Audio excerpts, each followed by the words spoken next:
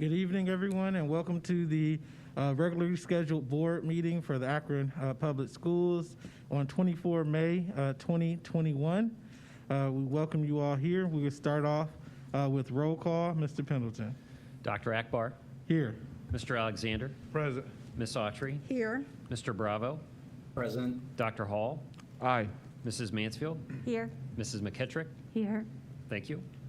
Thank you very much. And welcome, I apologize, and welcome Abigail Kearns from CLC. Yes, thank you. Welcome, Abigail. We're excited to have you here and hear from you.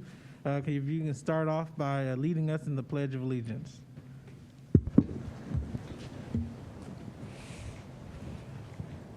I pledge allegiance to the flag of the United States of America and to the republic for which it stands, one nation, under God, indivisible, with liberty and justice for all.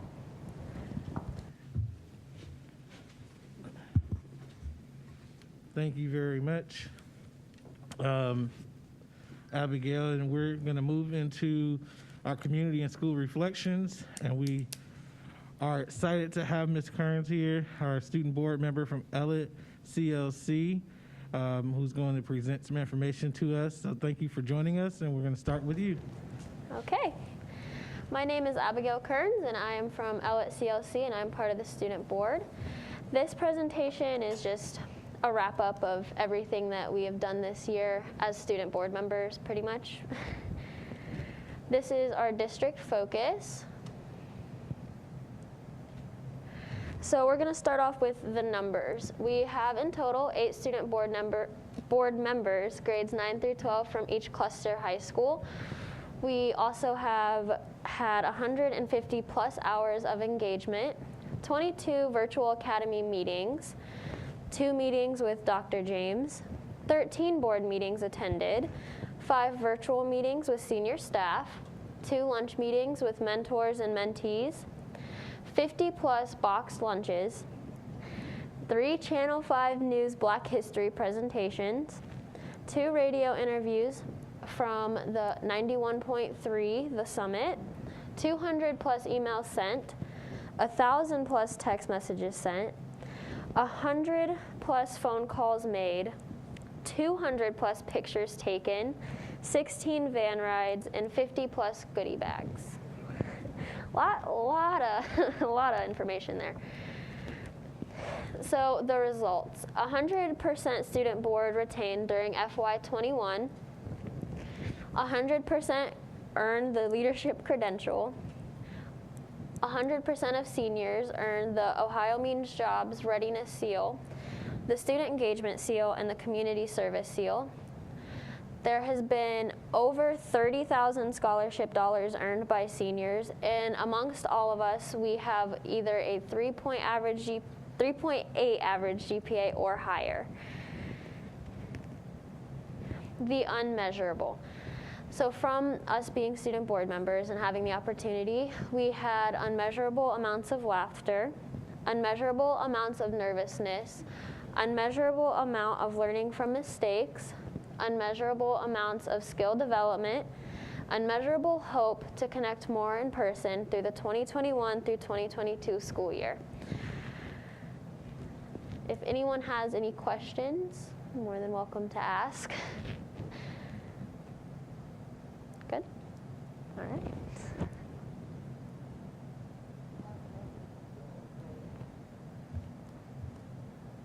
Great job. I was actually waiting for more. Oh. I think I could, I'm going to let the board speak for itself as well, but I'll share that one of the crown jewels of this board is our student board members, and the work that you do, the advice you provide us, the presentations, and more importantly, the voice and eye into what it's like to be a student in APS today comes largely from our student board members, and we value your input and your perspective. And so thank you for your service this year, Abigail, and to the rest of our student board members as well. And thank you to Dreama for outstanding coordination and working and mentoring our students. Thank Thank you. you. Thank you. That means a lot. I'm gonna open it up for the rest of the board. Ms. McKittrick. Thank you, President Akbar. First, I want to also thank the student board members and Ms. Whitfield for everything that they've done this year, because it's been a great experience for me to come in and see the kids every time we had a meeting. So thank you for that. And congratulations to the 2 APS Teachers of the Year, Krista Bowden, a science teacher at Firestone CLC, and Emily Lees, an English language arts teacher at Ellett CLC.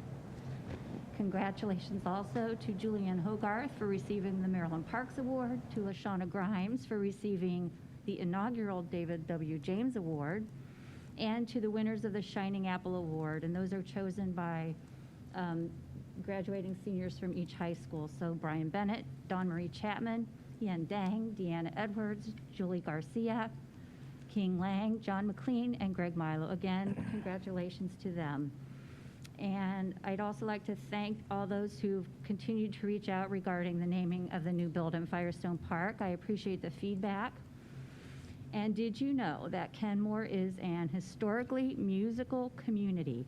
There are 5 recording studios within 2 blocks of one another in the Kenmore Boulevard Historic District.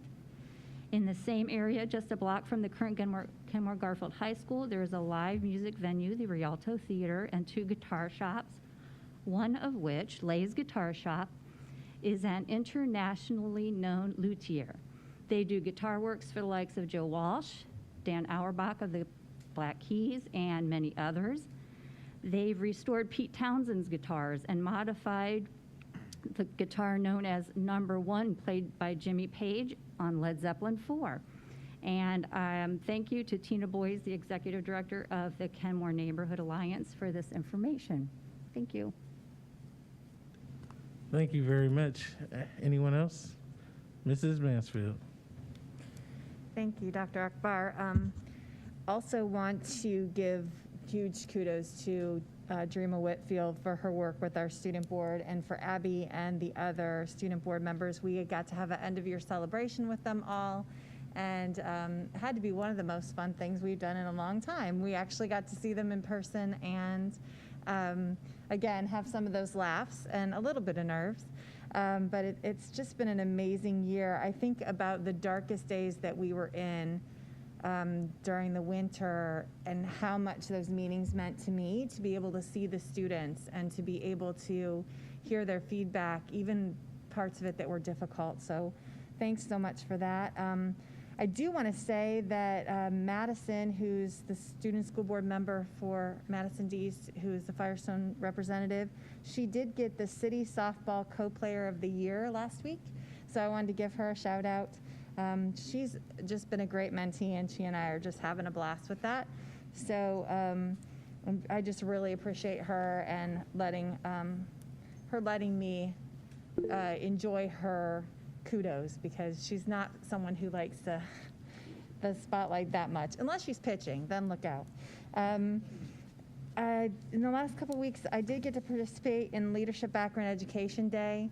Big shout out to all the schools that we got to visit for taking on that extra responsibility of having leaders into the schools during this crazy time, especially in May. We don't usually do it in May, but they were amazing, and big shout out to Dr. McWilliams-Woods and Carla Chapman for making that happen in the Leadership Akron crew. Also got to attend the LGBTQ ERG meeting on Monday, I think it was last Monday, and it was a small but mighty group. As an ally, I think it's really important that as part of our diversity and inclusion that we make sure that we support our LGBTQ staff. And so I promised them that I would bring this up if anyone on the board or anyone who's listening wants, that staff would like to be a part of that. You're welcome to join that group as well. And you can either let me know and I'll let Eric Merkel know, or I'm sure if you contact Carla, she can help put you in touch with that ERG as well. And I also want to give kudos to for the Teacher of the Year, not just the winners, but also for the committee who put it together and for their perseverance. They showed exactly what we tell our students. It's not what happens when you get knocked down. It's that you get back up and you keep fighting, and they did, even though it was difficult with some technology issues. They came back strong Friday night, and it was just an amazing presentation to watch. So shout out to Karen Gijic for that, and for everyone else who worked. I know Karen did, and I don't know who everybody was. I'm sure Ryan had a part in that and a bunch of other people. So thank you for your perseverance. That's it. Thank you. Thank you very much. Anyone else? Dr. Hall. Yeah, thanks, Mr. President. Wanted to echo the sentiments conveyed by Ms. McKittrick, and want to thank her for sharing that insightful information about Kenmore and what it has to offer. Also want to thank the folks who have reached out to since the last board meeting. A lot of passionate individuals that love and have a lot of pride in the Kenmore community. Would also, I thank Tina Boys with the Kenmore Neighborhood Alliance as well. I've had some great conversations of substance with her. Would also thank councilperson Mike Freeman as well for his time in discussing sort of opportunities to partner, as we move things forward. And want to thank, several of the concerned citizens in Kenmore that reached out to share their passionate thoughts and feedback. And, I think what you heard from Mr. McKittrick, I think is representative of how, we all feel. That is to say that we have a lot of pride and a lot of respect for the Kenmore community. And, we are going to do everything we can to keep, Kenmore, in front of mind as we think through the, this year, next year, and the year after, as it relates to options and possibilities for Kenmore. For the Kenmore High School building. So you will be hearing from either Ms. McKittrick or myself on a fairly regular basis about all things Kenmore. Again, it's just part of our commitment, to ensuring that the folks in Kenmore know that they will remain front of mind, and that we on the board are advocating for them, and we are sensitive for them, and that we'll be working with Dr. James as well as his successor, Ms. Christine Fowler-Mack, to ensure that we have a great plan in place, one that the folks in Kenmore can be, we hope, very happy about as we move forward in time. So, again, having said that, Mr. President, I will cede the floor back to you. Thank you very much. Anyone else have anything? Mr. Alexander, then Mrs. Altre. Ms. Altre. Yes, good evening, everybody. I want to congratulate the teachers as well, all the teachers, the teachers of the year, the teachers who serve in Akron Public Schools, because if it weren't for all of you, it wouldn't be any of us. And we're so thankful to have all of you to serve, especially here in Akron Public Schools. We do a lot of good work. We should be thankful that we're here in Akron and not in some other schools and school districts. And so I'm so thankful for the teachers because you make everything happen. And also for our student representatives. You guys are part of the reason why I ran for the school board. I'm a student advocate. I want to see young people thrive. I want to see them reach for the stars. I mean, get up there and do the best they can in their lives. And so it's always important to me to recognize and be there to support all of you, because you guys are the reason I am a school board member today and why I ran to be a school board member.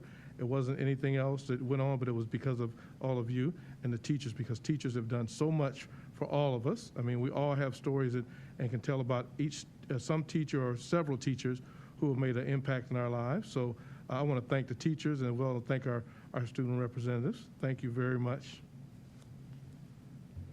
Thank you very much. Ms. Altre. Thank you, Mr. President. As my colleagues already mentioned, I just wanted to thank Mrs. Whitfield and the student board members for all of their work this year. And I'm looking forward to the opportunity to redeem myself in that game of cahoots. By the time I was getting the hang of it, it was over. I had lost, so I'm ready.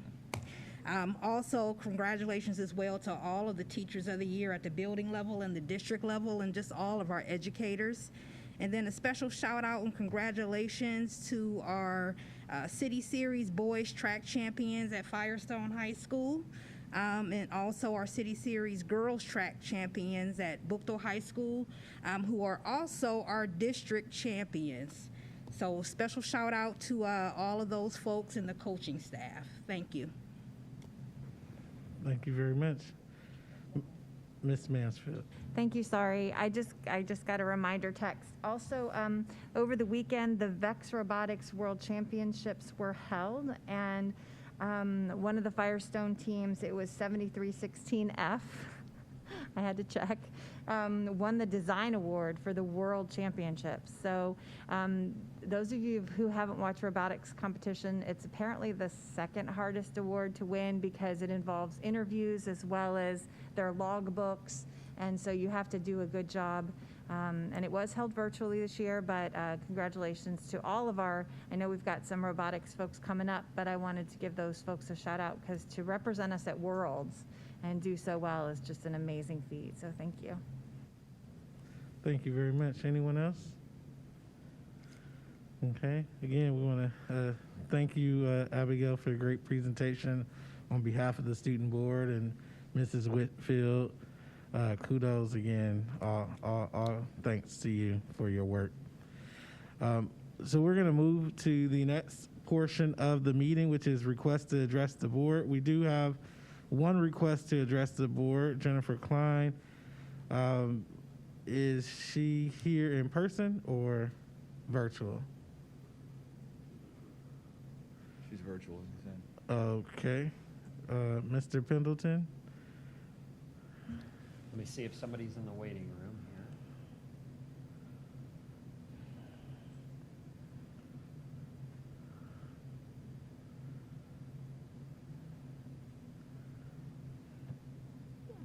None that I see. We'll reach out to Mrs. Klein and find out if, make sure a link was shared or if there's an opportunity to submit written or invite her back at the next. Yes. If at all possible, if we can invite her back to the next meeting so we can hear what she has to say, that'd be greatly appreciated. So with that being the only request to address the board we have, we'll move down to recognitions, which includes our recognition of the 5 STEM high school students for robotics for the VEX program. So I'm going to turn it over to Dr. James to introduce them. So we have Turn your mic on, please. we have our contingent from our STEM high school, so I'd like to invite their staff leadership up and introduce our students.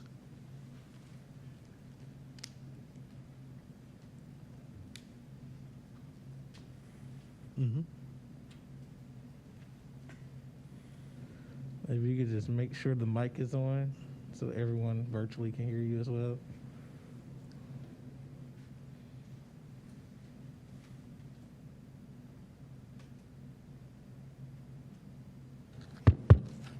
Hey, good evening. Thank you. My name is Nathan Ruyan, and I'm the coordinator of Career Tech in the College and Career Academies Department. It's my sincere pleasure to congratulate NIF STEM High School on their outstanding achievements in this year's VEX Robotics competition. VEX is known globally as the world's greatest 2 minutes in robotics. It leverages competition to increase the technical abilities of students while learning in-demand workforce skills. I'd like to introduce Mrs. Popa, campus principal.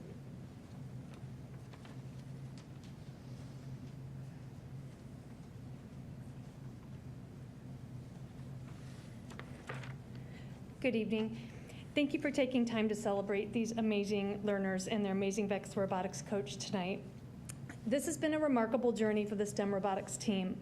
They've competed together for the past 3 years and accomplished so much in such a short amount of time. During those 3 years, their collaboration and application of our design process has enabled them to celebrate the following: 1 VEX Design Award, 2 VEX Build Awards, 2 VEX Excellence Awards, 4-time tournament finalists, 5-time skills champions, 6-time tournament champions, and in 2020, they won the state championship for VEX Robotic Skills. And in 2021, this year, they again won the state championship for the VEX tournament. More importantly, the friendships and the sense of family that they have developed will be what they treasure for the rest of their lives. Leading the way for our program is their VEX Robotics coach, Sam Appleby. Sam has taken our STEM robotics program from its inception to multiple state championships in just 5 short years. And I invite him up to introduce to you these intelligent young men and women.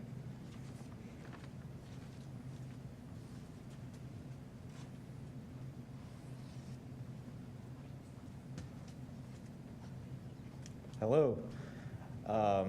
It was truly an honor to watch these young men and women be tournament champions at this year's state championship. But I'd like to take a second real quick. I'd like to thank my wife and my family, just because they're our greatest supporters, and there is no way that I would be able to give the time and dedication that I have to these wonderful learners. They certainly deserve it, but without that love and support of my wife, who's also a teacher here in the district at Miller South, there's no way it would be able to happen. So I'd like to thank her.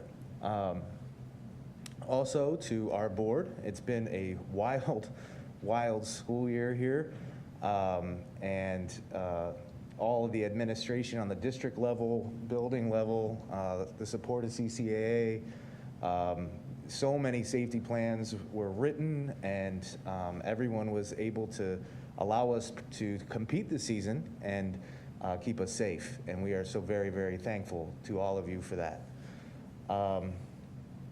And then lastly, I just want to say to any of our families or other students that might be listening, it might not be robotics, but I encourage all students and learners to get involved in some sort of extracurricular activities. I really think that it makes the educational experience all the better. And obviously I'm passionate about robotics and all it has to offer to our students, but anyone get out there, be a part of something, join a team, join a club, because school can be so much more than just the classroom, and experiencing that is a very, very special thing. Do you want them to come up, or they want to ask? All right, so I'd like to welcome team 60883D, Dougie. If you'd like to come on up here, we have Noah Klein, Sage Whaler, Alex Isaiah, Eleanor Smith, and Nikolai Radonich.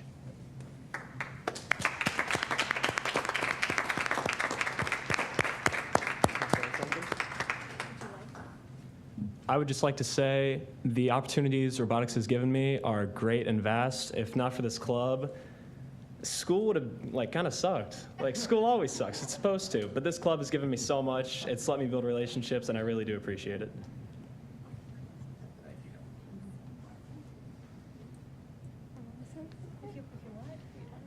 I think we'd all collectively agree that we'd like to thank Coach Appleby for the support that he's given us and just being along with us for the last 3 years of us being together. I'd like to say that this robotics experience has given me a lot of friends and also skills I know I can bring on in my future careers and endeavors. I'd like to say thank you to the board, because without you guys and your support, this wouldn't be possible. I just want to thank Coach Appleby again and Coach Popa, because they really helped support our team, and it was really great these past 3 years to build this family together. So just in conclusion, thank you again very much for your support and taking the time to celebrate these learners tonight.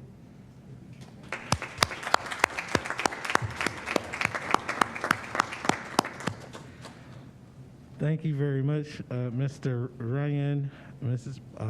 Papa, and Mr. Appleby for your leadership with our students. Their celebration and their win is because of your dedication, so thank you very much. And it's always good to see you, Mr. Appleby. Moving forward, we will have a presentation, hopefully just as fun as that last one, on our 5-year forecast about our finances for the next 5 years. I'm turning it over to Mr. Pendleton to fire us up. That'll give the pause for as many people that want to leave the meeting as possible, including Abigail was going to help me present the 5-year forecast.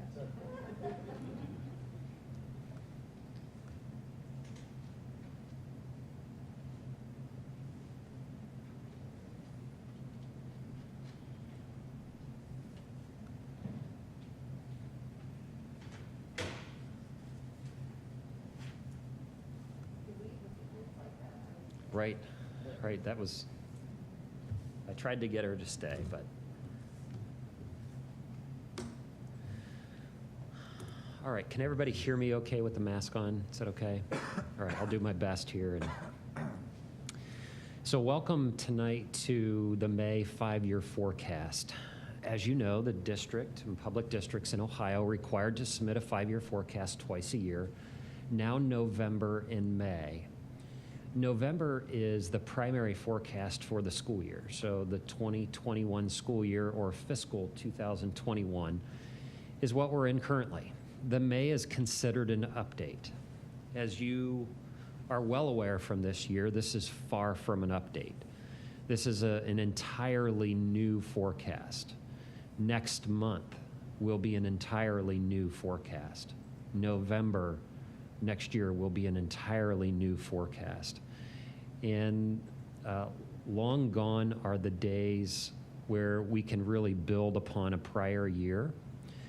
That storytelling, that history is going to be really important as we make future predictions about what our budget looks like in the future. But you're going to see very, very large departure from those previous trends. And we had a few people in attendance for our forecast for our finance meeting, and I would welcome them to participate and engage with questions. So for the next 15 minutes or so, let's go through a very high-level forecast presentation. Also included in your board packets is a detailed 15 or so page line-by-line explanation of the 5-year forecast. Before we move on to the next slide, though, there's a greater purpose to this forecast.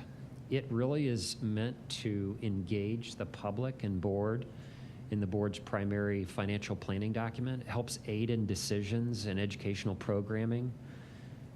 It helps sign off on financial contracts for the future. And those financial contracts are rooted in our most important commodities outside of students, and that's our staff. And so it helps guide those decisions for all of us. So I don't want it just to be numbers on a spreadsheet. It really helps tell the story of Akron Public Schools. Even though this journey post-COVID, we're in the midst of, we're really just starting this journey. And I think the finances will tell that story tonight in terms of the dollars we're receiving, the dollars that we're spending, and what the next few years looks like. And then the other agenda topic or goal for tonight should be for our listeners and you to have a general understanding of the impact of COVID on our finances and what these federal assistance funds look like to our books. I apologize for starting with probably the busiest spreadsheet first, but if you just look at the top half of the chart, not but a short time ago, 1 year ago, we were predicting a $15.5 million deficit on our books. Now, the summary here is this is an abbreviated financial forecast. It's a high-level summary, and hopefully it'll make a little bit more sense in the coming slides. In November of 2020, you can see the significant shift in reduced expenses that we're starting to see from virtual learning to, in November, predicting a minus $2.2 million deficit. In normal times, I would be expecting you to look at me and say, Mr. Pendleton, these estimates are widely different. It is not acceptable. What's the change? Those are not reputable. Our community, our staff wouldn't be depending on those. But let's talk through some of the changes, obviously, in the reality of funding that we're seeing. All right, I'll try to tell the story through some bar charts. And for those listeners, this will be posted to the website on the Finance or Advocacy webpage. They're also included in the board minutes. So let's tell a story quickly about where we get our money from. And this is a pretty stable trend chart. We get our money in the blue section building from bottom up is our local property taxes. About 30% of our revenue comes from local property tax. In the green section and in the red makes up our state aid. Our state aid is comprised of sales and income tax, auto taxes for the state of Ohio. And right in the center of these next few charts is the year in which we are, as that's 2021. And albeit subtle, revenues haven't declined all that much. Remember, post-2008 global economic recession, housing market was starting to turn positive in Akron. We are starting to see positive reappraisal numbers, and we continue to see that despite the global pandemic.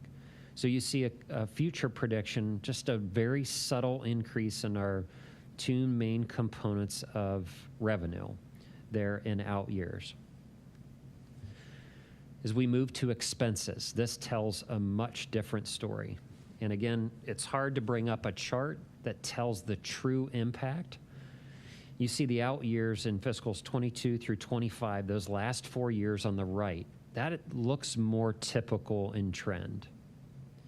But we have to go back to 2018 and 19 to see what this true impact of COVID looks like. From the bottom up, the blue section is our personnel. In orange is our employee benefits and retirement. That's our largest component, as it is with any school district, anywhere between 70 and 80%, depending on the type of district. The green section is purchase service, and then the red is supplies and materials, and then we have all other and capital above that. If you look through all those little nuances, you can start to tell the story yourself. We were not in-person learning, we were virtual. We had reduced transportation expenses. We had reduced transfers out. We had increased supplies and increased capital to respond to the global pandemic. But you see, in 2020 and 2021, we really started to see reduction of general fund expenses. And so the order of magnitude isn't told by this slide, but this next slide, which is basically our checkbook. So we went from revenue to expense to the cash in our checkbook. And the green is the delta between the revenue and expense. That's that line 6.01 on our forecast. That is kind of the fiscal health or gauge. And you can see that we added in 2018, we had a balanced budget. We added about $8.2 million to our cash balance. In 2019, we carried over an additional 4.6. In 2020, we carried over 5.1. And as you start to take in 2021, we improved the bottom line, or improved the cash balance, by almost $30 million. Now, I want to make a huge disclosure tonight that I completed the 5-year forecast for this fiscal year with the impact of Esther Funds. I did not apply Esther Funds to any future years, and we can talk about that. It's not right, wrong, or indifferent, but as school districts start to accept these funds and start to apply them both in hindsight, and we're going to talk about a few hurdles about hindsight, and in future, in planning, and the planning from the superintendent and next superintendent. It's really important that those plans be shared and we start to reflect them in the finances. And so those aren't built in, so I want you to see the financial impact about it, but we'll go through that in the next few slides. Dr. Hall. Yeah, can you just say that one more time as far as the application schedule? So, for example, the year that you did apply to Esther Funds, and then the years that you did not, just for clarity's sake. Make sure I answer your question correctly, but this current forecast for that 2021, right in the center of the page, is the only year that I included Esther Funds into our books. Dr. Akbar.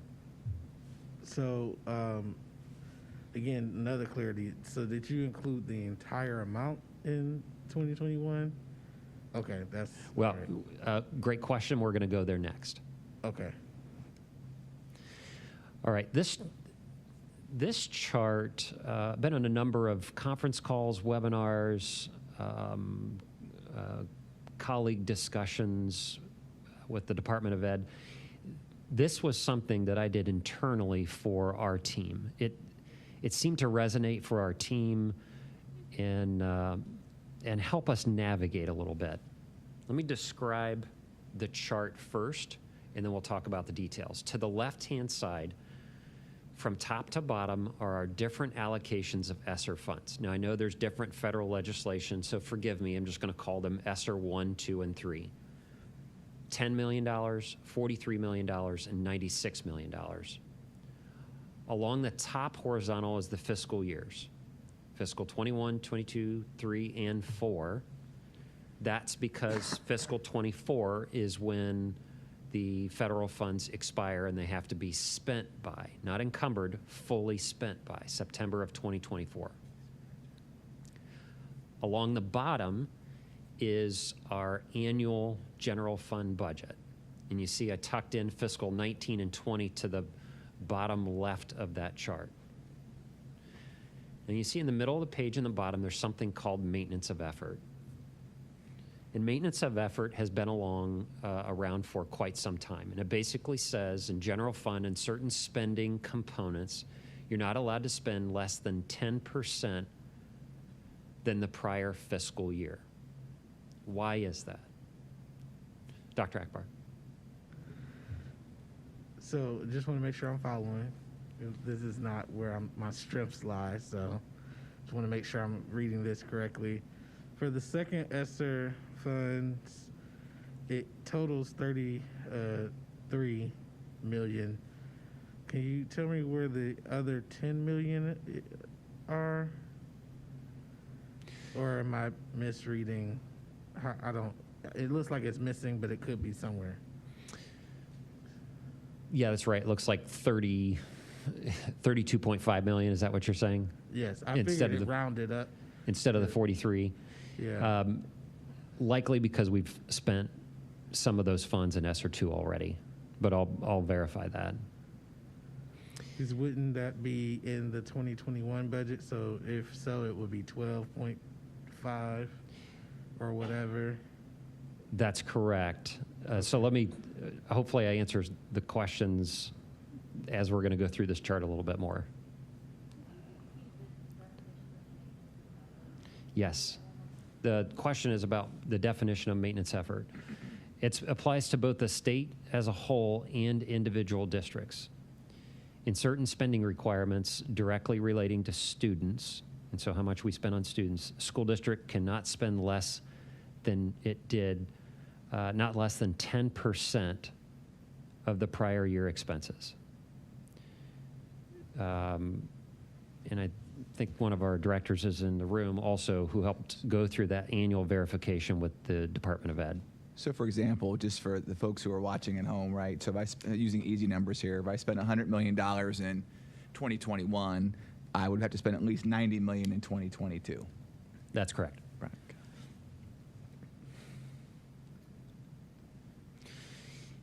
So therein lies a very unique circumstance. This has federal implications and state implications. And you'll see the application of fiscal 21 and what we're being limited by with the use of ESSER funds. So you see in fiscal 19, we have $350 million of general fund expenses. We have fiscal 20 in the bottom left, $345 million. Fiscal 21, we're at $319 million for our annual general fund expenses. Why is that? A couple reasons. One is we're going to finish the year about $20 million under budget from being in a virtual learning environment. So $20 million under budget for being virtual. So with maintenance of effort and the application of federal funds like ESSER, we were only able to utilize $15 million of additional ESSER funds during the current 2020-21 school year.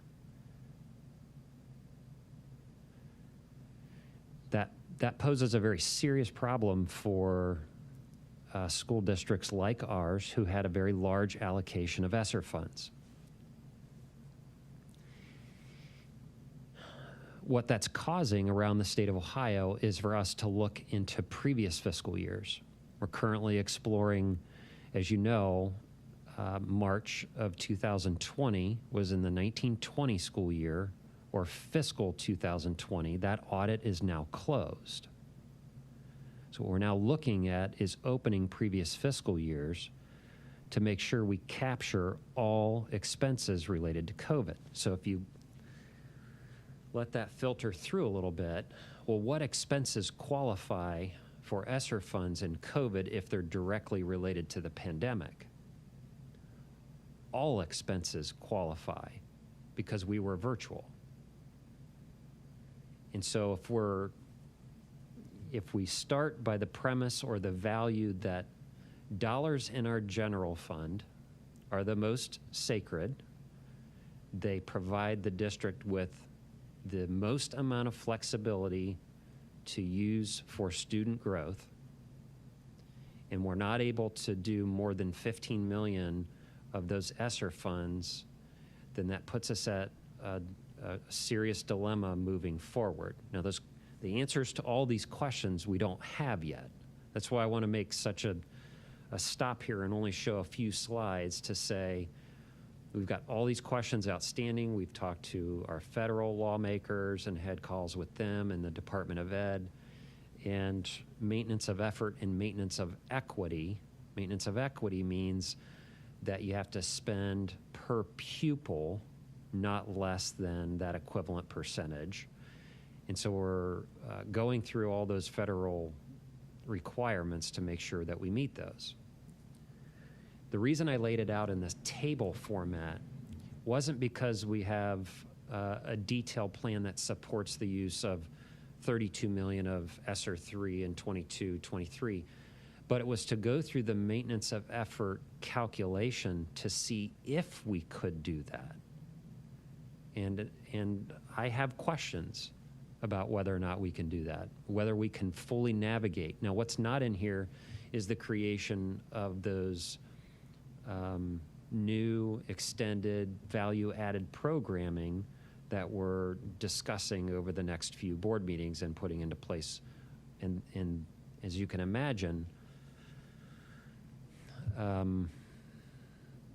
this is a significant allocation of dollars, 150 million total to be used over these 3.5 years. So let me pause there. I know there's lots and lots of questions, and this is important that we get them answered.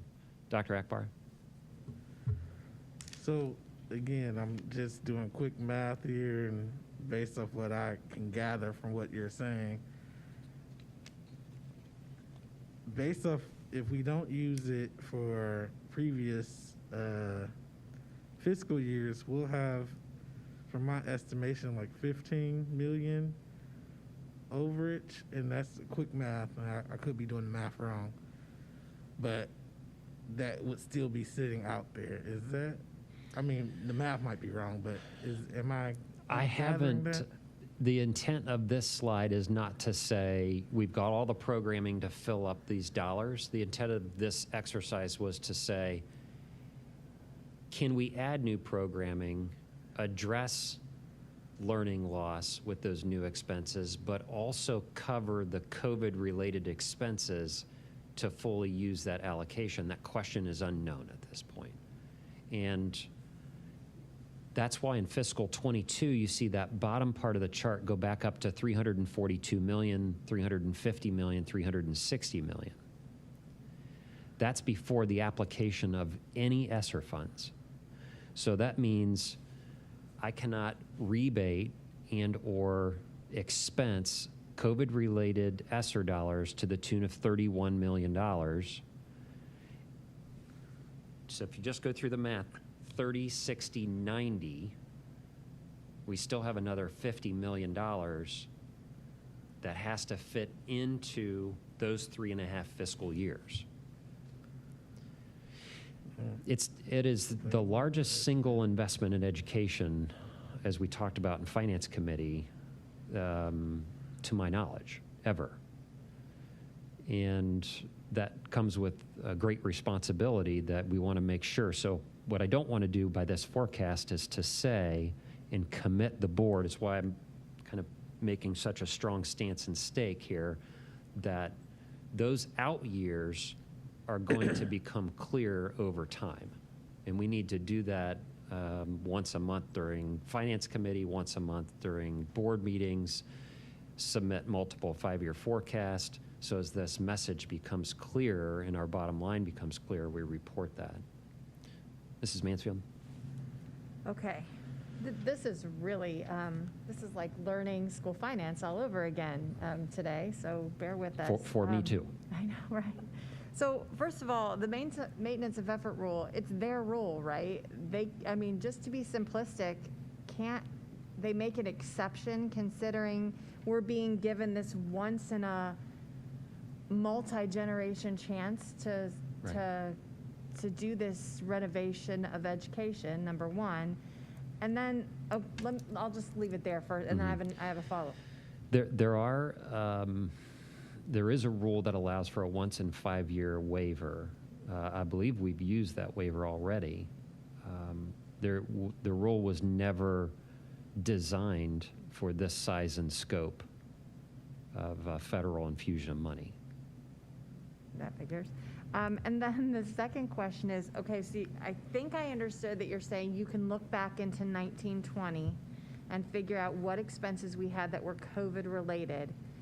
Are there other years we can look back on? Because I'm sitting here thinking, wow, what an impact we made on our general fund that we started planning for One to World 10 years ago and started implementation of it 5 years ago. Are we allowed to look 5 years back and pay for all the Chromebooks that we had purchased? Because some districts said, we got to buy Chromebooks, and they spent all of last year taking money out of their general fund to buy Chromebooks when we had already done that. How far back, I guess, can we go? We can go back to March 17th with all 3 rounds of Esther Funds, which is in a previous fiscal year. So we haven't opened that up. We're currently discussing that with the state audit team. If we do more than 1%, so $3.1 million, then we'll have to open the audit up again. The district will incur auditing expense, but that auditing expense might be very well worth it to reimburse. COVID related. Now to technology, though, because technology, this great equalizer that we've seen in COVID, is an expense that we can use now in the rearview mirror to March of 2020 and going forward to make sure that we have a very robust response system to virtual learning in the future. So the backbone infrastructure and client machines that our students have will be well supported through this process. Mr. Alexander? Yeah, so Ryan, make sure I'm getting this to, I think I have it, but I just want to repeat some of this here stuff. What we're saying, we can go back and we can look at previous years to see, well, not previous years, but so far back to see what expenses we could say we incurred to use some of this money, okay?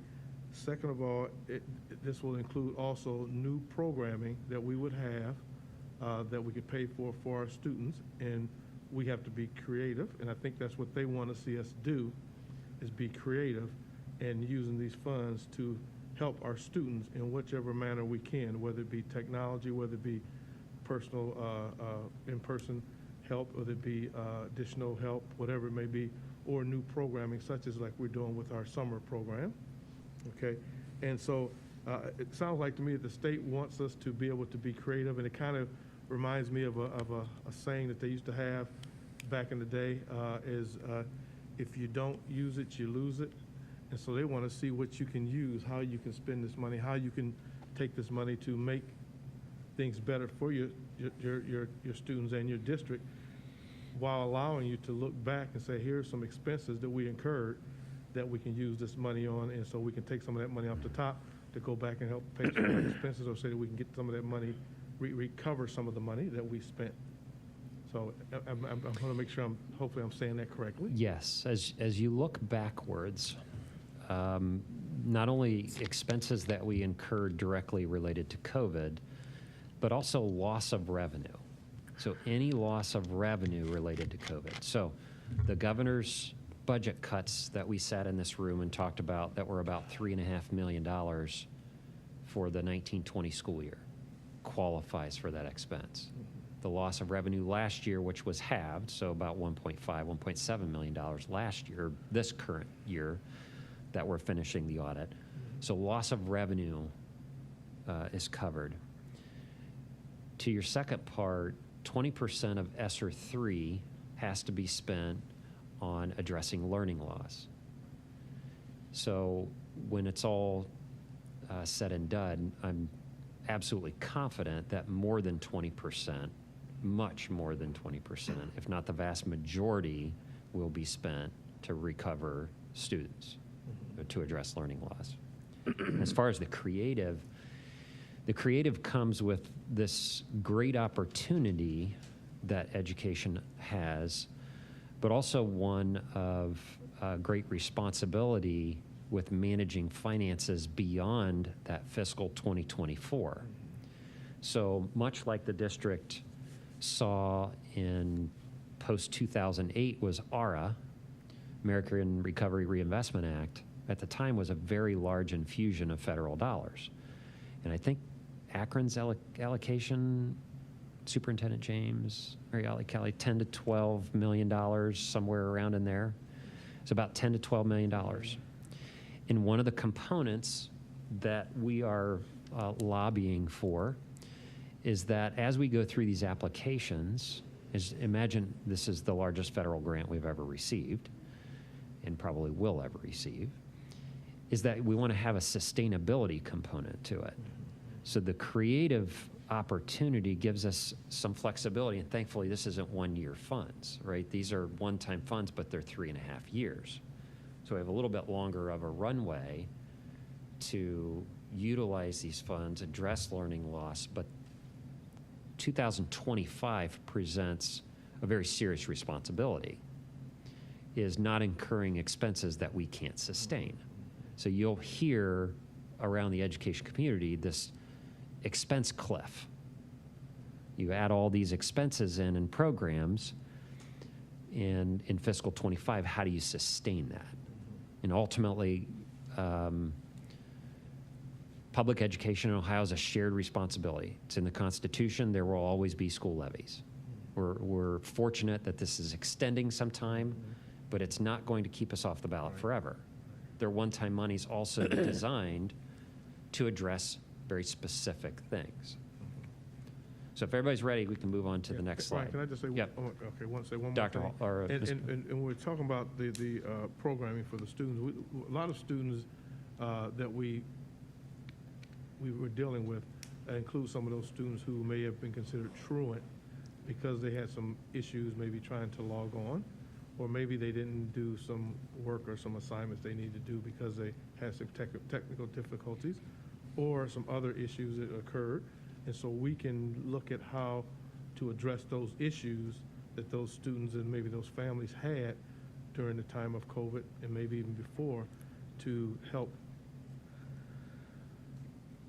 bring them forward and gather the time that they lost maybe education-wise, whether it be hours, whether it be technology, whether it be programming, whatever it may be. And so I'm saying we, but you guys will have to look at all of those things and say, here's what we have to look at, and here's what we can use as an allowable cost and what will be a disallowable cost. And those allowable costs will be able to move forward. Those disallowable costs will not be able to move at all. You can't use them. And then after that period of time of those funds, and you talk about sustainability, what can we do to have programs that will be sustained without having to use those ESSER funds? Correct. That's the $64 million question.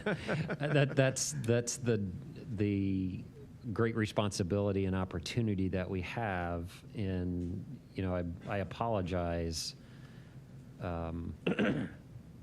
much as some of you are just, we talk about learning school finance all over again, really, to some degree, with this magnitude, so am I.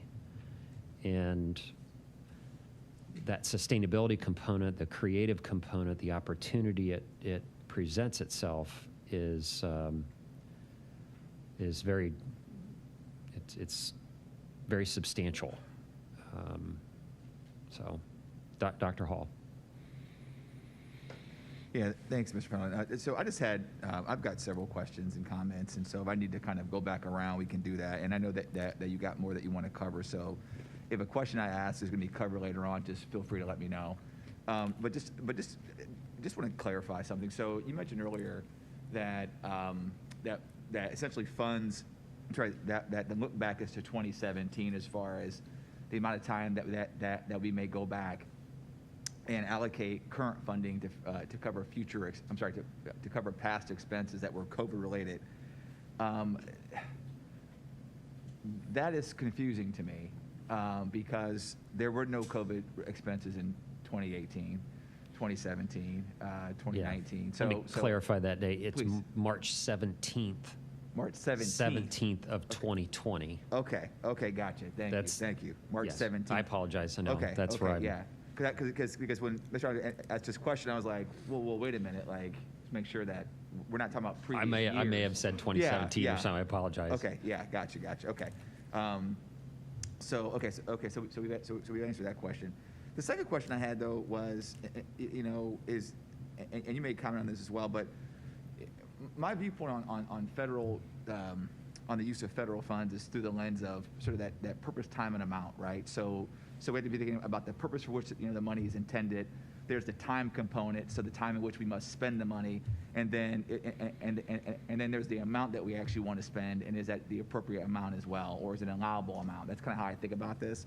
Now, we've got general fund and we've got ESSER funds. So my understanding though is that the general fund though tends to have a broader range of allowable usages than ESSER funds do. So there's an advantage for us to try to move things to, for example, if ESSER is more restricted, I obviously want to have more of the money being spent from the restricted account, so as to save flexibility, both current and futures. Is that a correct or accurate statement? That's a correct statement. Okay. And then kind of the next question was, as you said, and let's make sure I heard this too, is clarifying in nature, is that you said that the money had to be, because spent by 2024. So I know there's a difference between, I think you used the term encumbered versus spent. So you said must be spent. I know encumbered is talking about sort of planned expense or future or future obligation. So you're saying that it has to be spent by 2024. It can't be encumbered still in 2024. Correct. 100% spent. Okay, gotcha. So that's important to note as well. And then thinking about some of the issues that we're worried about from an overage standpoint. Do you have any insight as to, and again, don't want to get too far afield, but do you have any insight?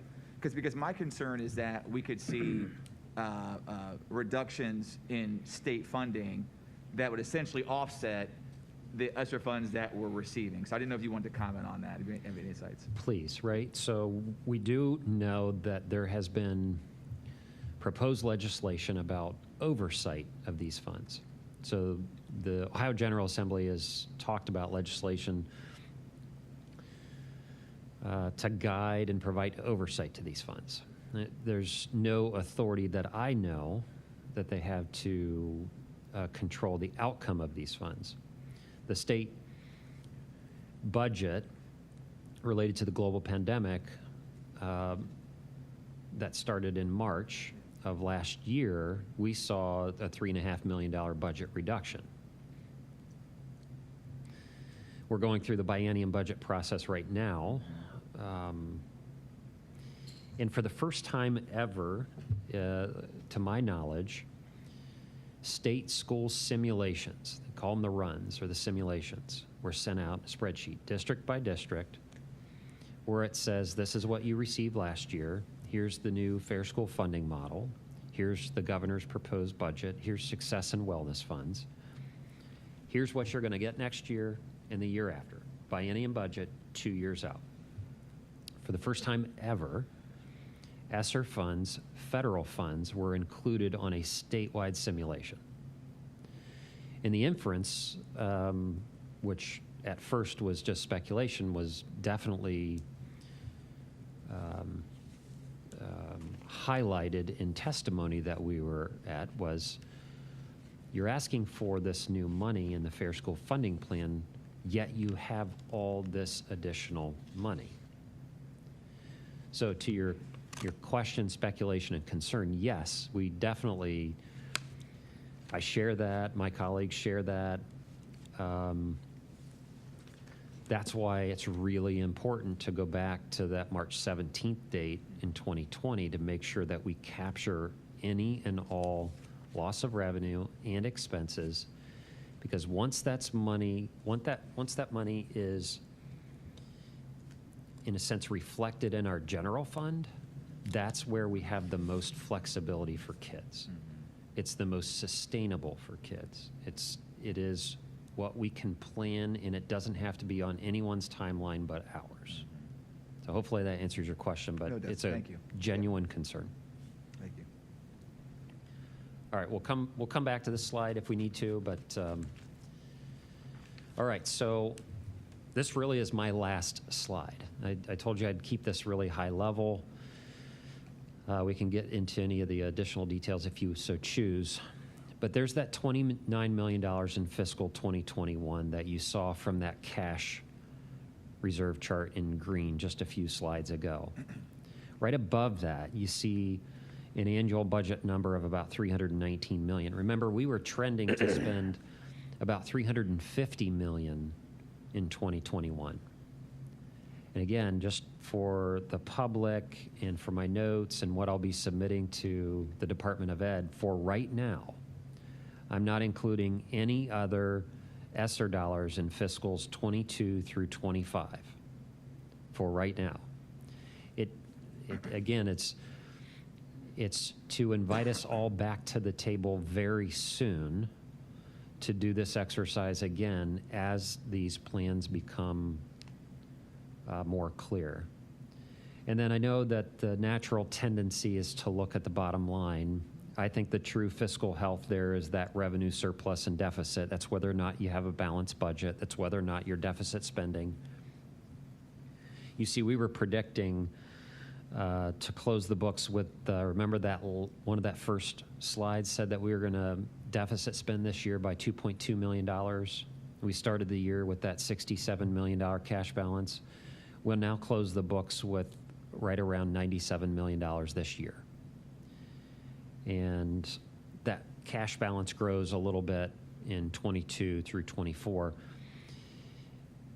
If all things remain constant, and to Dr. Hall's last point, as the rules we are following right now remain, it is likely that the cash balance will improve in those out years again when we start to look at some of those COVID-related expenses for the 21-22 school year and those out years.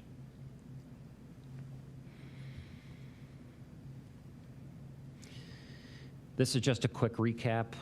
I know you've seen this in Finance Committee. We will continue to update the public.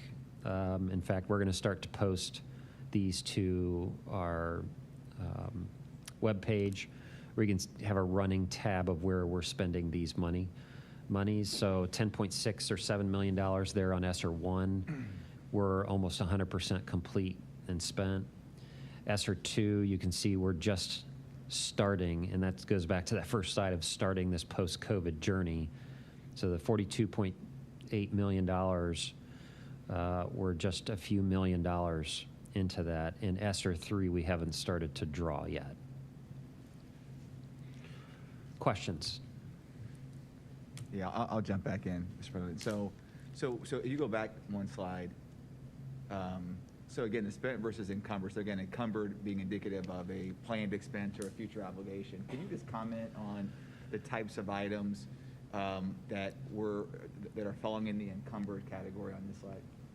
The types of items? Or items that would fall into the encumbered, because again, we're saying that $400,000 of it is encumbered. So again, I see, okay, that's a planned expense and or a future obligation. Right. What are some of the items that we're calling planned expenses or future obligations that would account for that would fall into that encumbered bucket? Just a few examples. Yeah, so simply put, they're no different than the spent categories. They're the exact same categories. Okay, so we're saying that we just, okay. So it might be an outstanding invoice, or it might be a service yet to be received. Okay. So the exact same categories. What I haven't shared with the Finance Committee, at least for a couple meetings, is the actual expense. Okay. So like the checkbook.gov and those kind of things, we'll make that available. We'll post it right on, and people can see exactly what those expenses are going to. We did that with the recovery team planning, right, obviously with all of our own internal stakeholders. So we'll generate that list again and share it out with the board. Okay, and then my second question, you could go back one more slide. Yes, yeah. So for example, just to kind of, again, to illustrate what you were saying earlier, so as I'm doing the math in my seat here, so 319 million is basically 93% of 342. So if we add on the Esther Funds in 2022, now we are violating the maintenance of funds 10% sort of rule. My question is, what is the state remedy for that? So if you violate that rule, so is there a take back that then occurs there, or is there a withhold from future allocations? It's a withhold from future state aid allocations. Okay. Okay. In the amount of the. In the amount of the overage. Gotcha. Okay. Okay. It doesn't mean it's a de facto, yes, it's going to happen, but it starts the process with that. Okay, gotcha. I've got two more questions, but I'll defer to colleagues that may have others they want to ask.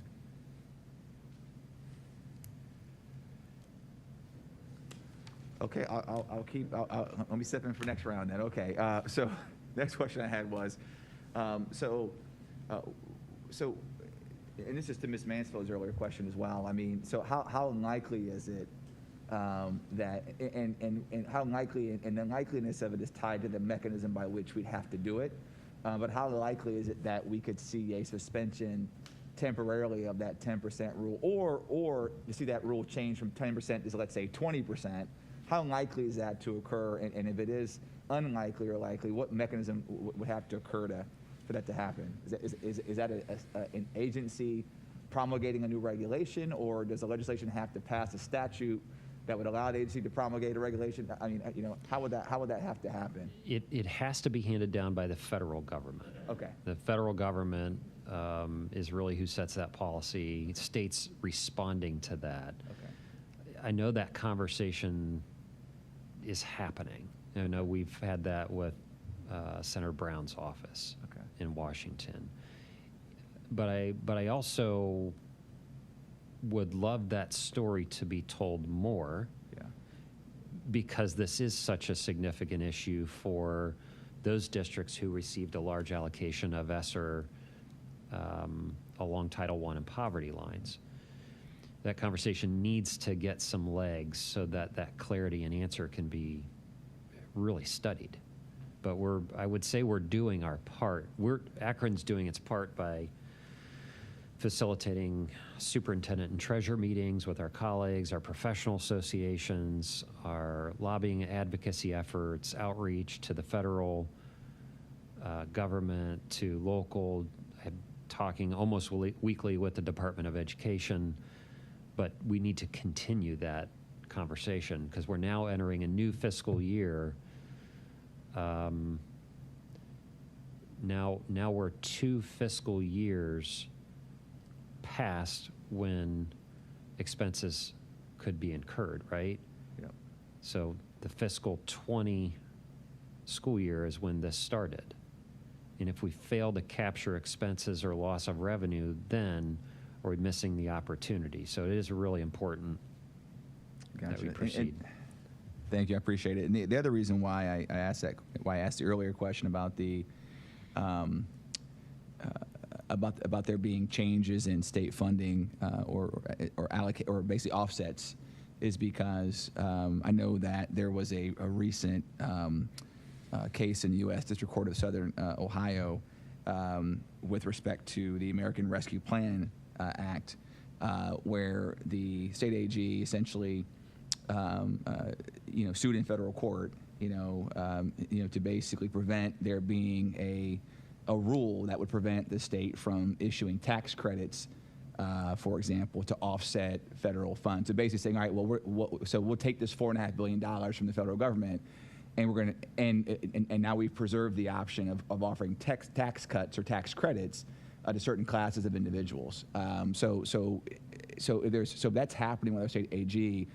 To me, reading the tea leaves, there's some positioning that's already happening to be able to, to sort of utilize those funds for other purposes to plug other holes, which again, that's beyond our power and ability to influence. But it raises for me the specter of, we're talking about a problem, as far as having more funds than we know what to do with potentially, and that being really a moot point, depending upon what would happen in the next, year or two.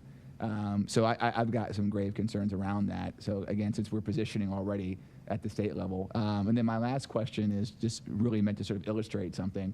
So in thinking about, so hypothetically, if we continue to have this, what I see as a good problem as to how we spend funds, and hypothetically, if we wanted to buy every student in the district a more advanced computer that had enhanced web capabilities, whether it be camera, whether it be sort of technological, and I'm not an IT person, but I can imagine there are more than miles out there that would make the virtual learning, or learning distance, easier to do, right? That would be an example of a permissible use of said funds. It is, yes. Okay, all right. Thank Dr. you. Akbar? So I don't have a question. I think you've made it more clear than I think it's ever been for me, even though there's still questions I have that we'll learn together as we move forward. I just think that this gives us a great opportunity to be innovative and think more about, I know we have to, based on the reason that Mr. Pendleton explained, we have to look at previous expenses, but looking forward, as we launch forward, it gives us an opportunity to also think forward and how we propel ourselves and our students forward as well. We have an opportunity to think about that third semester differently for our students, to give our students and families more opportunities to continue to engage in learning and hands-on opportunities. We have an opportunity, from what I'm hearing, also to think about how we might be able to invest in early childhood, potentially, universal healthcare, Lord, universal pre-K. When I hear this presentation, I think of those type of innovative but also much needed things for our students, not to mention more opportunities for them. When we think about the 4 E's and entrepreneurship, it just really lends my thought around more hands-on experiential learning opportunities that we can provide for our students, to maybe even look at partnering with entities and paying portions of the students' salaries or whatever you call it. I don't know if that's possible, but it just gives me thoughts of many different things that we can at least explore. We may not be able to do all of them, but it gives me hope. I definitely share your excitement, for sure.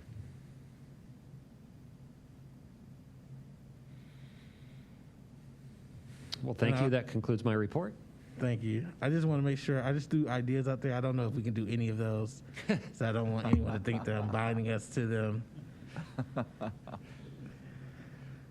Nor am I trying to get us sued.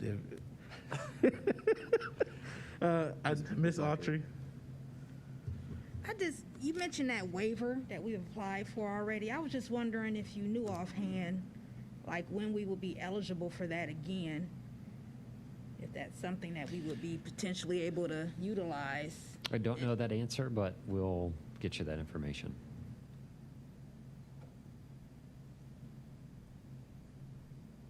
All right. That concludes Mr. Pendleton's report. We do have a resolution in 3.2 for the approval of the the 5-year forecast. Is there a motion on the table? So moved. It's been properly moved by Ms. Altre, seconded by Mr. Alexander. Any discussion? Any discussion? Mr. Bravo, any discussion? Okay. Just wanted to make sure. We do have one member virtual. Just wanted to make sure I didn't miss him. With that being said, we'll move to roll call vote. Mr. Pendleton? Mr. Bravo? Yes. Dr. Hall? Aye. Mrs. Mansfield? Yes. Mrs. McKittrick? Yes. Dr. Akbar? Yes. Mr. Alexander? Yes. Ms. Autry? Yes. Thank you. Thank you very much. Next, we have the approval of the regular board meeting from the 10th of May, 2021. Is there a motion? So moved. Second. It's been properly moved by Mrs. Mansfield, seconded by Mr. Alexander. Any discussion about the meeting minutes from the 10th of May? Just checking online just to make sure. It's always interesting trying to manage both rooms. So hearing none, we'll do a roll call vote. Mr. Pendleton? Dr. Hall? Aye. Mrs. Mansfield? Yes. Mrs. McKittrick? Yes. Dr. Akbar? Yes. Mr. Alexander? Yes. Ms. Autry? Yes. Mr. Bravo? Yes.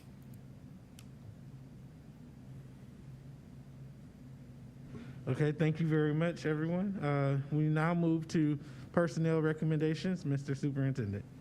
Mr. President, I wish to recommend approval of the personnel recommendations presented in categories 5 through 16. So moved. Thank you very much. It's been properly moved by Mr. Bravo Second. and seconded by Mrs. McKittrick. Any discussion on personnel recommendations? Any discussion on personnel recommendations? Okay, moving forward, we'll move forward with a roll call vote. Mr. Pendleton? Mrs. Mansfield? Yes. Mrs. McKittrick? Yes. Dr. Akbar? Yes. Mr. Alexander? Yes. Ms. Autry? Yes. Mr. Bravo? Yes. Dr. Hall? Aye. Thank you. Thank you very much, Mr. Superintendent. Resolutions and motions on the consent agenda. Yes, Mr. President, I wish to recommend approval of the resolutions and motions presented in category 21. And I would like to highlight item number 21.9, which is the resolution to accept the donation of musical instruments, which were part of a campaign by our own radio station, WAPS. I think about 100 instruments are being donated for use by students in Akron Public Schools. Thank you very much. Is there a motion on the table? So moved. It's been properly moved by Mrs. McKittrick. Is there a second? Second. Seconded by Mr. Alexander. Any discussion on the resolutions and motions on the consent agenda? Mrs. Mansfield. That was one group I forgot to thank for the Teacher of the Year. Talk about having to think on your feet. Thanks to Tommy Bruno, and I can't remember who his co-host was. Oh, gosh. Nancy Sinning. Okay, thank you, Karen. I knew you would know. They did a great job, so big thanks to them and for that partnership. Thank you very much. Any other discussion?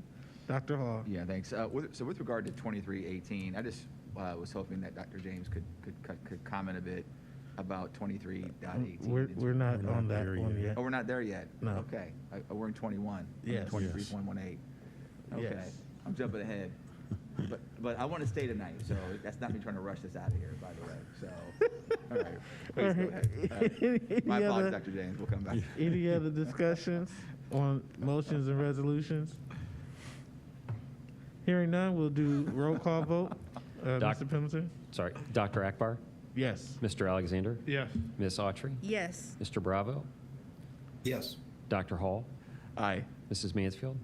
Yes. Mrs. McKittrick? Yes. Thank you. Now moving forward to business affairs recommendations, Mr. Superintendent. Yes, Mr. President, and I wish to recommend approval of the business affairs recommendations presented in category 23.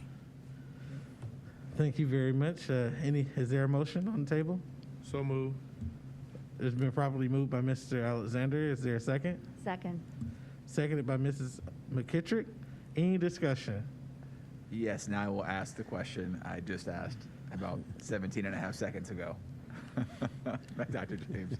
Yeah, so the Dreams Academy Music and Media Center is a program that will provide some art and creative technology instruction in music production for about 20 booked CLC students from June 7th through June 18th.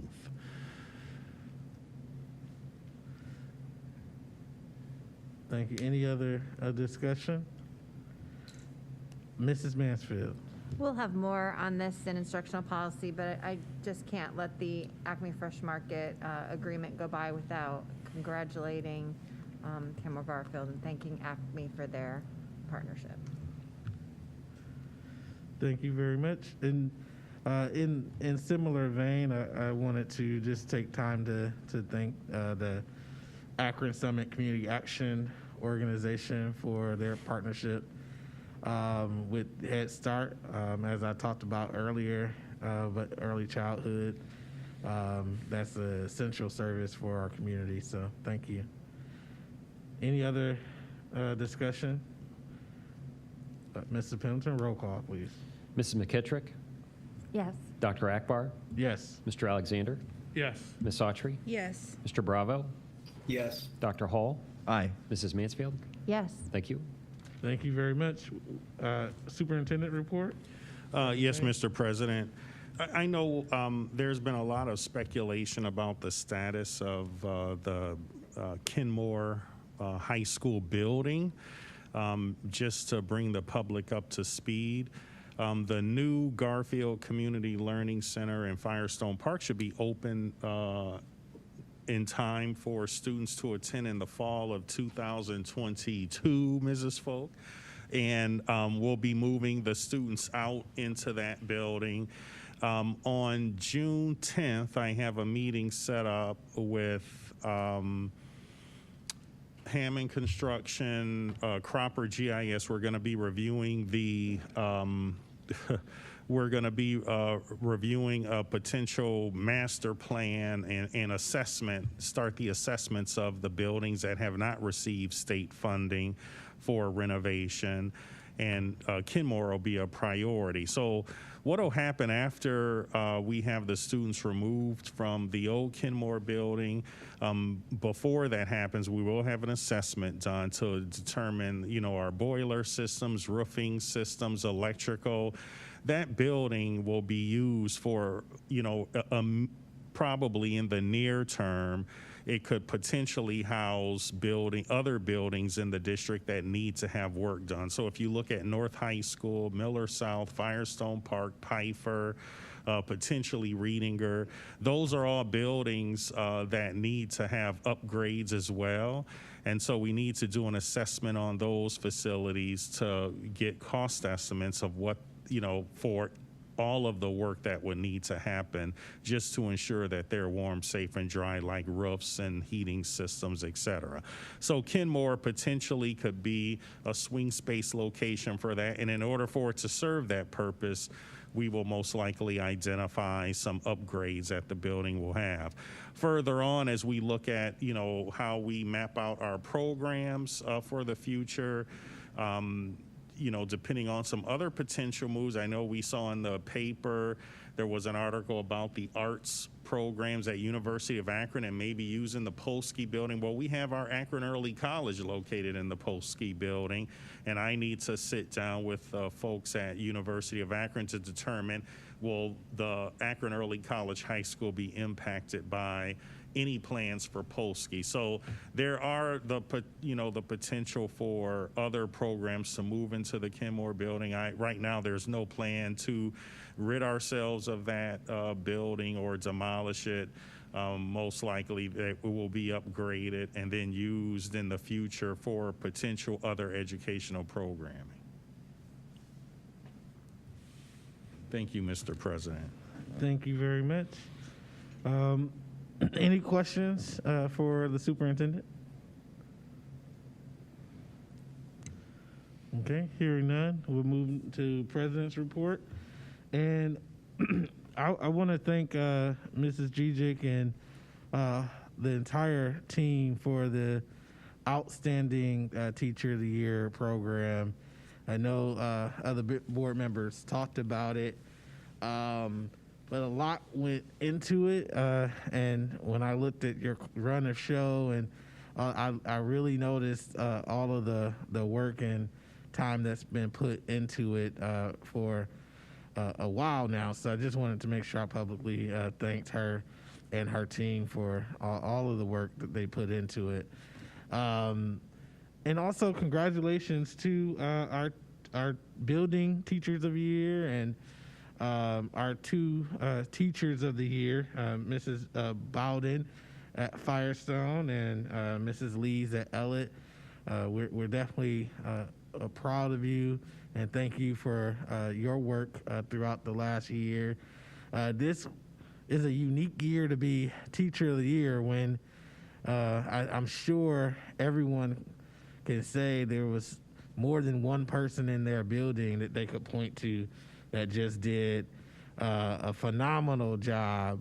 And so we know that our building Teachers of the Year and also now our district Teachers of the Year are really phenomenal because we had so many teachers who went above and beyond the call of duty in this last year. So just wanted to make sure I publicly said that and thank them on behalf of the board.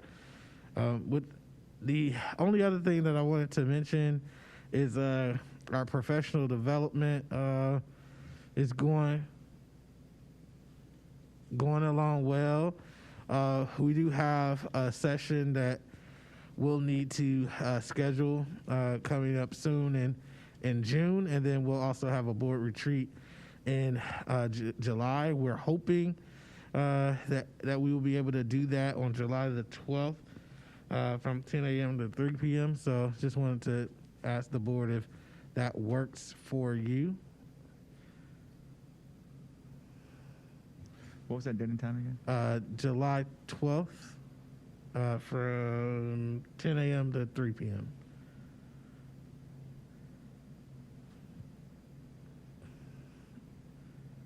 And while you look that up, we plan on having fun,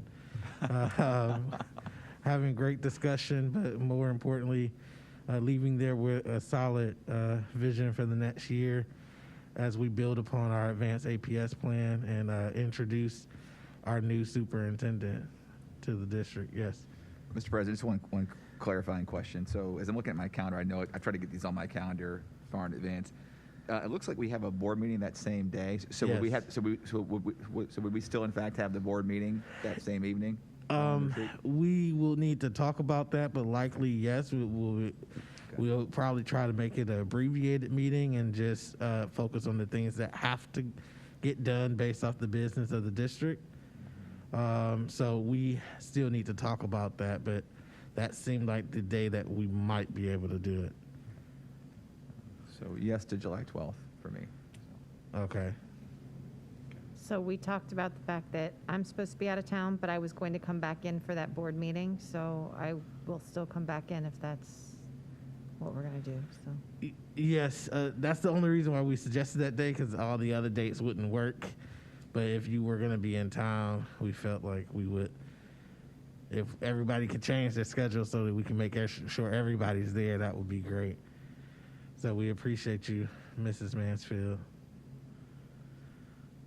So it sounds like everyone that could work for everyone. I appreciate you, and we'll work on logistics, on location, and all of that coming soon. So we'll give you more information on that soon. Any questions? Okay, hearing none. Treasurer's report.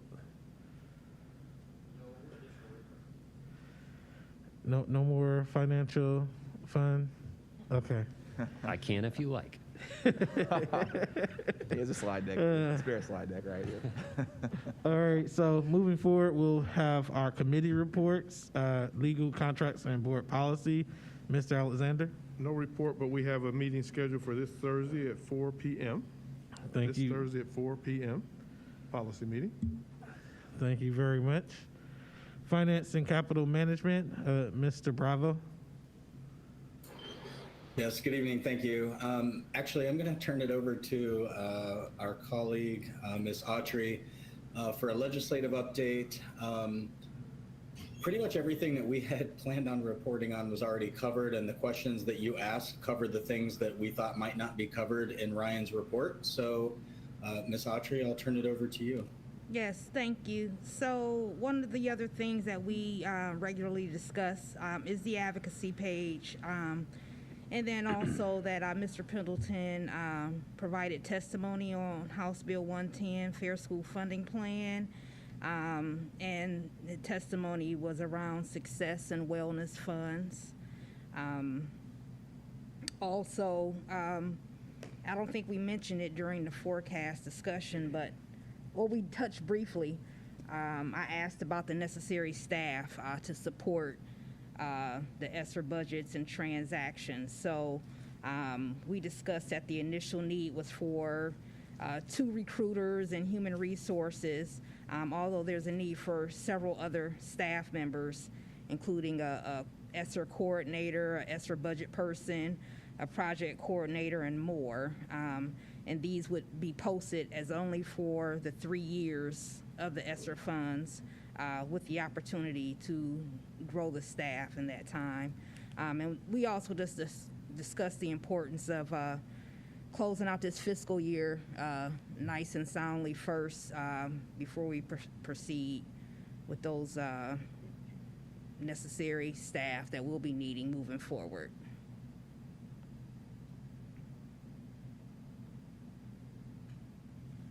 Thank you. Thank you very much. Mr. Bravo, do you have anything else? No, thank you. That was it. Okay, thank you very much. We'll move to Mrs. Mansfield, Ms. McKittrick, instructional policy. I'll start. So typically, when the college and career academies roll out a new academy partner or post-secondary partner, typically we've held a public event to announce the partnership, and typically at the next Board of Ed meeting, that's approved. Well, because COVID's been anything but typical, that event is being postponed until later, but we still want to welcome Acme Fresh Markets. They are going to partner with Kenmore Garfield for the Academy of Innovation and Industry, so we welcome them and thank them for supporting Akron Public Schools. That's it. Thank you very much. Equity Committee, Dr. Hall. Thank you. No report. Our next meeting was scheduled for June, but we may need to cancel that for some other, and push it back to July. Some folks need to have some work done, so. Thank you very much. Communications ad hoc, Ms. Altre. Thank you. I have no formal report at this time. We'll be meeting next week, and I'm excited that we're going to be having some of our building secretaries at the meeting, giving us some information. I think they're a big key to our communication efforts, so I'll be reporting out at the next meeting. Thank you very much, Ms. Altre, for that work. Next, we have no unfinished business, and so we move into new business, which is a resolution to execute a short-term employment contract for Ms. Christine Fowler-Mack, our new superintendent, for the month of July. As everyone knows, based off statute, the contract and resolution that we executed already was for August 1st, and so she will be starting July 1st. So this resolution would initiate and execute that. Any questions or discussion on this resolution?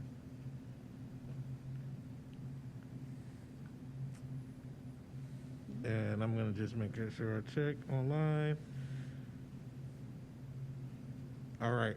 So no questions. We'll do a roll call vote. Mr. Pendleton? Did we get a I'll make a motion? motion. Oh, I'm so sorry. I'm so sorry. I'm sorry. Is there a motion? Second. Thank you. It's been properly moved by Ms. Alexander, seconded by Dr. Hall. Any discussion? Hearing and seeing none, we'll do a roll call vote. Ms. Autry? Yes. Mr. Bravo? Yes. Dr. Hall? Aye. Mrs. Mansfield? Yes. Mrs. McKittrick? Yes. Dr. Akbar? Yes. Mr. Alexander? Yes. Thank you. Thank you very much. And that's all the business we have coming before us right now. Yes. I actually have something for new business, if I may. Okay. Okay. So, and this question really is maybe for the Instructional Policy Committee. This may have been covered in your last meeting. I couldn't make it, so I apologize. But got a couple of questions this afternoon about what's called middle school flexibility learning days. So I was just trying to understand sort of what that program is sort of, I guess, understanding more about that program. I understand that there's some differences about some students would be learning asynchronously versus in person, and just was hoping that I could get some clarity as to sort of what, just want to understand that a bit more, sort of what the goal of that program is. Again, I'm referring to the middle school program. So just hoping someone could provide some. I don't know, Ms. Jesek, I don't know if it's a question for you or. So sure, yeah. So I was asking about something called middle school flexibility learning days. So I know it was a document that was sent out to at least one middle school today. Again, I guess there's planning for 3 days of where student. So my understanding, again, and take this for what it's worth, because I'm not an expert in this, but my understanding is that it's a program that's targeting students who are in danger of maybe failing. So I guess they need to maybe relearn, retest.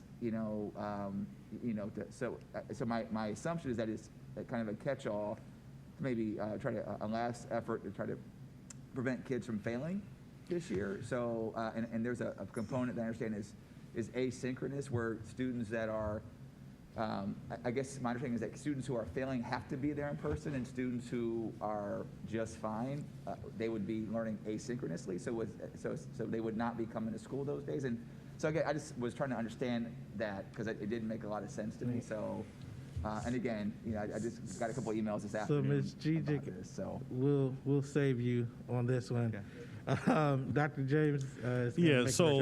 Right. So. The recommendation was for our kids who are in danger of failing in middle school, we're going to try and give them some real targeted work so they can catch up. And then for our students who are passing, we're going to let them have their assignments and do those virtually, which is a benefit, of the technology that we're able to do that. So the staff at the building can really hone in on those kids who are failing and hopefully get more of them to pass. Roger that. So I guess my follow-up question would be is that if I'm a parent that chose online schooling for my child, it sounds like they would have to be there in person. So I guess I'm trying to understand how we're navigating that. And then conversely, parents who want their kids to be in school in person, they may not want their student to be learning asynchronously for those 3 days. And so I'm just anticipating questions that are going to get raised. Right. So that's why I'm sort of, and again, these are questions I got this afternoon, so that's why I want to bring it up here. So that's the first two questions. I guess the third part C of that was just, do we have any idea with regard to, how many students we're talking about in a given school that are targeted for this? No, I don't have that information, but we can get those answers to you first thing in the morning. Okay. Thank you very much, Dr. James. Any other business to come before the board? Ms. Altre? Yes, I just wanted to share with this body and with the public that in the coming weeks, we should be seeing some of the basketball hoops at our various CLCs reinstalled. So I just wanted to thank the superintendent, Mrs. Folk, on getting that ball rolling. I think it's so important as we enter into the summer that we have those outlets for our young people. And it's very important for any and all adults involved in the neighborhoods. You know, we have to take on that village concept. We have to make sure that our environments are safe for all of our folks utilizing these buildings. So I just want to encourage neighborhoods and communities to be that village, to be those eyes, to make sure our children are safe while they're utilizing our community learning centers. Thank you. Thank you very much, Ms. Altre, for bringing that to the forefront as well. Thank you. Yeah, I'm sorry. I just had one more question. So the flexibility one is that so? My example was middle school. Is that also? Is there a similar program for high school and education? I'm sorry, and elementary ed grades as well, or is that just for? I think it's just for middle school. Okay. All right. Thank you very much. Thank you, everyone, for great discussion today. We do have a need to recess into executive session pursuant to Ohio Revised Code 121.22G1 for the purpose of considering the compensation of a public employee or official of the school district. I do not believe that there will be any action to come before the board when we return. And so we will be adjourning after that. So is there a motion? So moved. It's been properly moved by Mr. Alexander. Is the second? Second. It's been seconded by Mrs. McKittrick. Any discussion on the motion?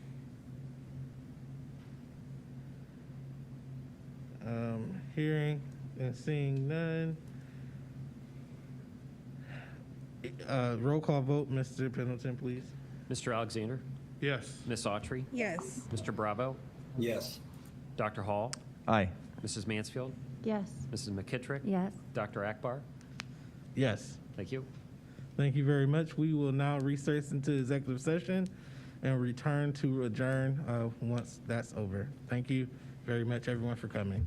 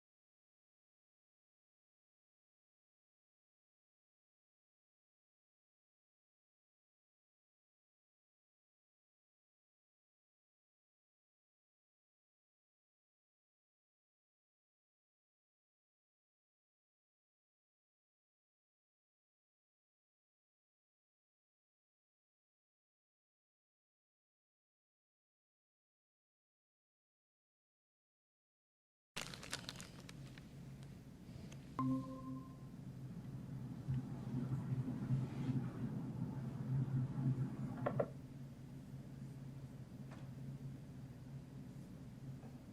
it gonna play the music or not?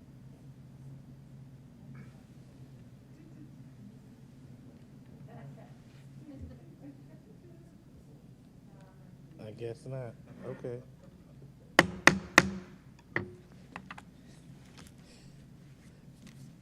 Good evening, everyone, and welcome back to the regularly scheduled board meeting of the Akron Public Schools on 24 May 2021. There's no business to come before the board today. Any further business to come before the board today? Is there a motion to adjourn? So moved. Second. It's been properly moved by Mr. Alexander and seconded by Mrs. McKittrick. We are now adjourned. Thank you, everyone, and see you in 2 weeks.